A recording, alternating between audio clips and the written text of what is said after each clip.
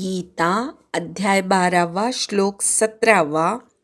यो न हृष्यति न द्वेष्टि न शोचति न काङ्क्षति शुभाशुभपरित्यागी भक्तिमान् यः स मे प्रियः. यो न हृष्यति, ऋवर आघात घ्यायचा, यचा पूर्ण उच्चार ऐकू येऊ दे. यो न हृष्यति, हृदयातला ऋ असा उच्चार करायचा. खूप जण चुकीचा उच्चार करतात, रला उकार रू म्हणतात, पण तिथे हचा उच्चार पण ऐकू आला पाहिजे. हृष्यति न द्वेष्टी, न वर आघात, न शोचती न काङ्क्षती शुभाशुभ परित्यागी, रीवर आघात, गी दीर्घ आहे, भक्तिमान्यस, भवर आघात, मान यस विसर्गाचा समे प्रियः. यो न हृष्यति न द्वेष्टि न शोचति न काङ्क्षति यो न हृष्यति न द्वेष्टि न शोचति न काङ्क्षति यो न हृष्यति न द्वेष्टि न शोचति न काङ्क्षति यो न हृष्यति न द्वेष्टि न शोचति न काङ्क्षति यो न हृष्यति न द्वेष्टि न शोचति न काङ्क्षति शुभाशुभपरित्यागी भक्तिमान् यः स मे प्रियः. शुभाशुभपरित्यागी भक्तिमान् यः स मे प्रियः. शुभाशुभपरित्यागी भक्तिमान् यः स मे प्रियः. शुभाशुभपरित्यागी भक्तिमान् यः स मे प्रियः. शुभाशुभपरित्यागी भक्तिमान् यः स मे प्रियः. यो न हृष्यति न द्वेष्टि न शोचति न काङ्क्षति शुभाशुभपरित्यागी भक्तिमान् यः स मे प्रियः. संधि विग्रह. यहाँ न हृष्यति न द्वेष्टि न शोचति न काङ्क्षति शुभाशुभपरित्यागी भक्तिमान् यः सः मे प्रियः. यहाँ म्हणजे जो, न म्हणजे नाही, हृष्यति म्हणजे हर्षित होतो, न म्हणजे नाही, द्वेष्टी म्हणजे द्वेष करतो, न म्हणजे नाही, शोचती म्हणजे शोक करतो, न म्हणजे नाही, काङ्क्षती म्हणजे इच्छा करतो, शुभाशुभ परित्यागी म्हणजे शुभ आणि अशुभ यांचा संपूर्णपणे त्याग करणारा आहे असा. भक्तिमान म्हणजे भक्ती करणारा किंवा भक्तियुक्त पुरुष, यहा म्हणजे जो, सहा म्हणजे तो, मे म्हणजे मला, प्रियहा म्हणजे प्रिय आहे. अन्वय. यहा न हृष्यति न द्वेष्टि न शोचति न काङ्क्षति यहा शुभाशुभ परित्यागी सहा भक्तिमान मे प्रियः. जो कधीही हर्षित होत नाही, कोणाचाही द्वेष करत नाही, कधीही शोक करत नाही, कुठलीही कामना करत नाही, जो शुभ आणि अशुभ ह्याचा संपूर्णपणे त्याग करणारा आहे. शुभ अशुभ कर्मांचा त्याग करणे म्हणजे शुभ अशुभ फलाविषयी अनासक्त असणे, असा जो आहे तो भक्तियुक्त अंतःकरणाचा पुरुष मला प्रिय आहे, असं भगवंत या श्लोकात सांगतायत. ह्या श्लोकातील पहिल्या ओळीशी साम्य असणारी ओळ 15व्या श्लोकाची दुसरी आहे. हर्षामर्ष भयोद्वेगैर्मुक्तः, म्हणजेच हर्ष, अमर्ष, भय, उद्वेग यापासून मुक्त असलेला. आणि आता ह्या श्लोकामध्ये कसं आलंय की न हृष्यती, न द्वेष्टी, न शोचती, न कांक्षती. अर्थातच भक्तीच्या पहिल्या पायरीमध्ये किंवा भक्तोत्तम होण्यापूर्वी किंवा भक्ती मार्गावर चालायला लागल्यावर भक्ताच्या ठिकाणी हर्ष, अमर्ष, भय आणि उद्वेग हे प्रथम उत्पन्न होतात आणि मग त्यापासून तो मुक्त होण्याचे प्रयत्न करतो. आणि असे प्रयत्न जेव्हा पुन्हा पुन्हा केले जातात तेव्हा मनासारखं घडलं तर हर्ष होणे ही अवस्थाच प्राप्त होत नाही, हर्ष निर्माणच होत नाही. ही अजून उन्नत अवस्था या 17व्या श्लोकामध्ये भगवंतांनी वर्णन केली आहे. जो हर्षितच होत नाही. आता हर्ष न होण्यासाठी आपल्याला काय करायला पाहिजे, तर अमुक एक गोष्ट व्हावी अशी इच्छाच धरली नाही की ती इच्छा पूर्ण झाल्याचा हर्षही होणार नाही.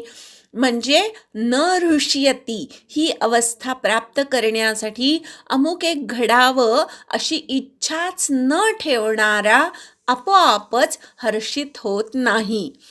न द्वेष्टी, कोणाचाही द्वेष आपोआपच मनात येत नाही. सगळेच जर भगवंताची लेकरं आहेत तर द्वेष कुणाचा करायचा. प्रत्येकामध्ये असणारं वासुदेव तत्व किंवा परमात्म तत्व दिसायला लागल्यामुळे ती व्यक्ती किंवा तो योगी कोणाचाही द्वेष करत नाही. भक्तीच्या पहिल्या अवस्थेमध्ये थोडासा द्वेष उत्पन्न होतो, पण त्यापासून मुक्त होण्याचे प्रयत्न केले की अशा द्वेषी लोकांपासून सुद्धा उद्विग्नता येत नाही, त्यांचा द्वेष वाटत नाही. न द्वेष्टी ही अवस्था हळूहळू प्राप्त होते. न शोचती, आता शोक कशा कशाचा असतो, अशुभ घडलं, मृत्यू घडला जवळच्या व्यक्तीचा, तर आपण शोक ही अवस्था प्राप्त होते. पण गीतेने पहिल्याच अध्यायात सांगितलेलं आहे की दुःख होणं स्वाभाविक आहे, पण त्याचं शोकात रूपांतर होता उपयोगी नाही.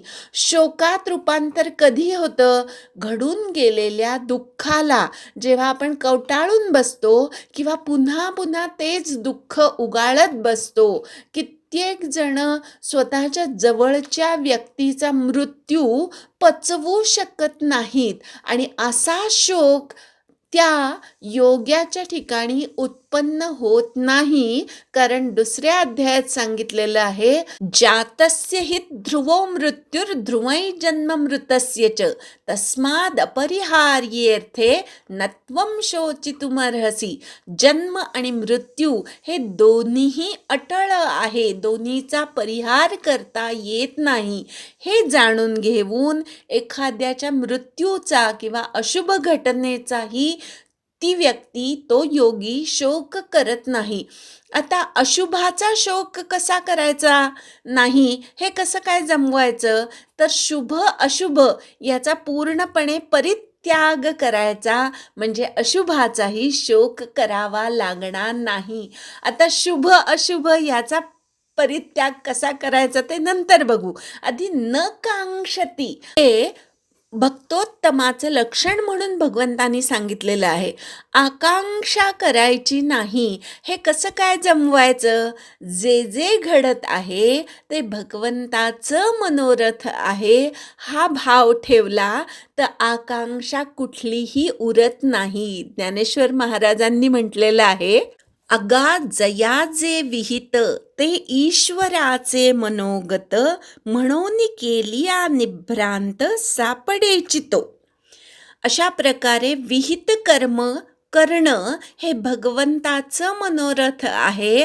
ह्या भावनेनी वाट्याला आलेलं कर्म भगवंताची सेवा म्हणून करत असेल तर कुठलीच अपेक्षा उरत नाही, कुठलीच इच्छा उरत नाही.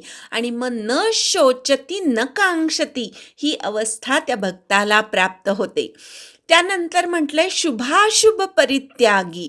शुभ आणि अशुभ यांचा पूर्णपणे त्याग केलेला. खरं तर शुभ आणि अशुभ असं काही नसतंच.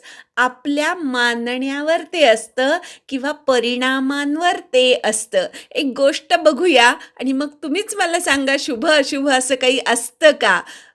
एक माणूस असतो, त्याला एक बोट कमी असतं आणि त्यामुळे त्याला नेहमी अशी खंत वाटायची की अरे आपल्याला 4च बोटं आहेत एका हाताला.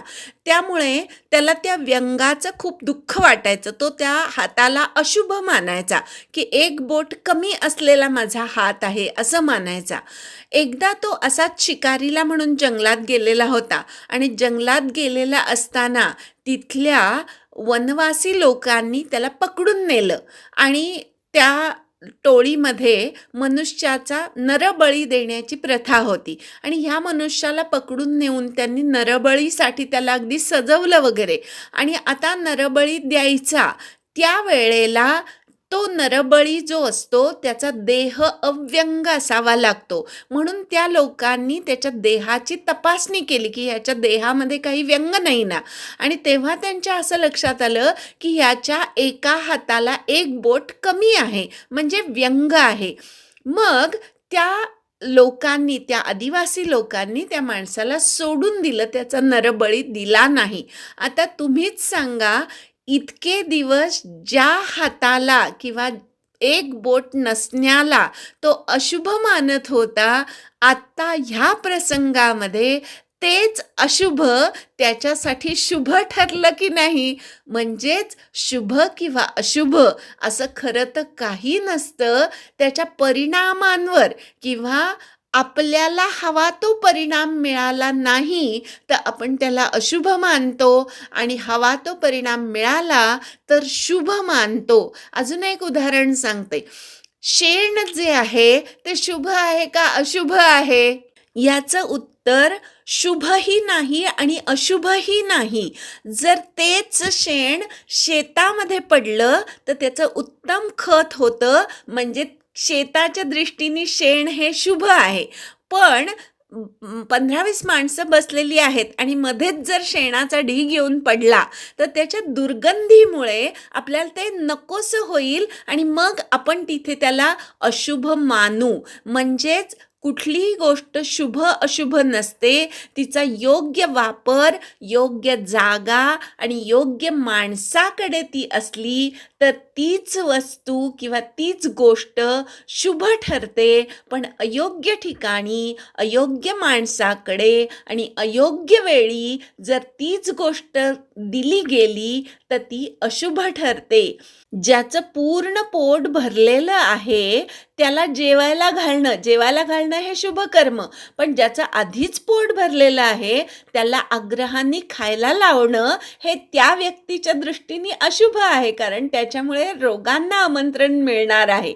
म्हणून जेवायला घालणं हे जरी शुभ असलं तर आधीच ज्याचं पोट भरलेलं आहे त्याला अजून आग्रहाने जेवायला घालणं हे अशुभ ठरू शकतं. अशा प्रकारे शुभ अशुभाचा खोलात विचार केला तर शुभ आणि अशुभ या बाबतीतला पूर्णपणे त्याग करणं, ह्या विचारांचा पूर्णपणे त्याग करणं माणसाला शक्य आहे. आपल्याला लहानपणापासून शिकवलं गेलेलं आहे की खोटं कधीही बोलू नये.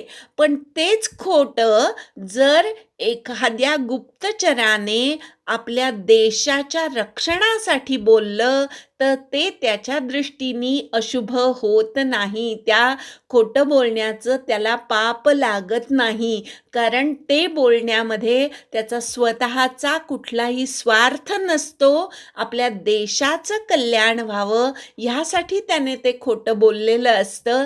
त्यामुळे जर उद्देश खूप उदात्त असेल तर त्यासाठी कुठलीही गोष्ट अशुभ नाही. पण उद्देश जर स्वार्थाने भरलेला असला तर एखादी शुभ घटना सुद्धा अशुभ ठरू शकते. त्याचंही एखादं उदाहरण सांगायला पाहिजे तुम्हाला. आज आपण सगळीकडे बघतो की गणेशोत्सव खूप मोठ्या प्रमाणामध्ये साजरा होतो. पण त्या गणेशोत्सवामध्ये कुठल्याही प्रकारचे नियम पाळले जात नाही. त्या तिथीला गणपतीची प्रतिष्ठापना व्हायला पाहिजे, त्या तिथीला गणपतीचं विसर्जन व्हायला पाहिजे, हे नियम पाळले जात नाही.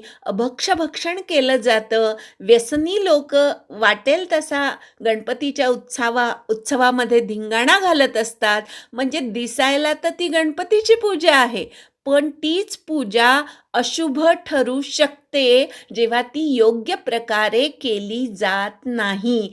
तेव्हा अशा प्रकारे शुभ गोष्ट अशुभ ठरू शकते, तर अशुभ गोष्ट शुभसुद्धा ठरू शकते. असं असल्यामुळे शुभ अशुभाचा पूर्णपणे ज्याने त्याग केलेला आहे, असा पुढे भगवंतांनी सांगितलं भक्तिमान. असं असलं तरी सगळंच उडवून लावायचं नाही. ज्या व्यावहारिक प्रथा आहेत त्या प्रेमाने जपायच्या, कारण त्या प्रथासुद्धा भगवंतापासून आलेल्या आहेत. आपल्याला भगवंतावर प्रेम करायचं आहे आणि त्याची जी लेकरं आहे मनुष्याच्या रूपाने किंवा जीवांच्या रूपाने, त्या लेकरांवर सुद्धा प्रेम करायचं आहे. म्हणून पुढे भगवंतांनी भक्तिमान असं मुद्दाम उल्लेख केलेला आहे. काय होतं माहिती आहे का, मनुष्य जसजसा ज्ञानी होत जातो ना, तसतसा तो कोरडा होत जातो. तो सगळ्या गोष्टी उडवून लावायला शिकतो. पण हा तारतम्याने आपल्याला विचार करता आला पाहिजे. रूढी परंपरा पाळायच्या, अगदी प्रेमाने पाळायच्या, पण त्या गैरप्रकारे पाळल्या जात नाहीये ना, ह्याचा विवेकही जागृत असला पाहिजे. आणि ज्ञान झालं म्हणून कोरडेपणाने वागणं हेही सोडलं पाहिजे. भक्ती या शब्दाचाच अर्थ मुळी प्रेम असा आहे. भक्तिमान म्हणजे सर्वांवर प्रेम करणारा असा माझा भक्त मला प्रिय आहे, असं या श्लोकामध्ये भगवंतांनी सांगितलेलं आहे. हर्ष न होणं, द्वेष न वाटणं, शोक न करणं, कुठलीही आकांक्षा इच्छा नसणं, शुभ अशुभाचा पूर्णपणे त्याग करणं आणि सर्वांवर प्रेम करणं ही भगवंताने त्याच्या लाडक्या भक्तांची लक्षणं ह्या श्लोकामध्ये सांगितलेली आहेत. एकदा श्लोक म्हणूया आणि थांबूया. यो न हृष्यति न द्वेष्टि न शोचति न कांक्षति शुभाशुभ परित्यागी भक्तिमान यः स मे प्रियः. हरि ओम तत्सत्.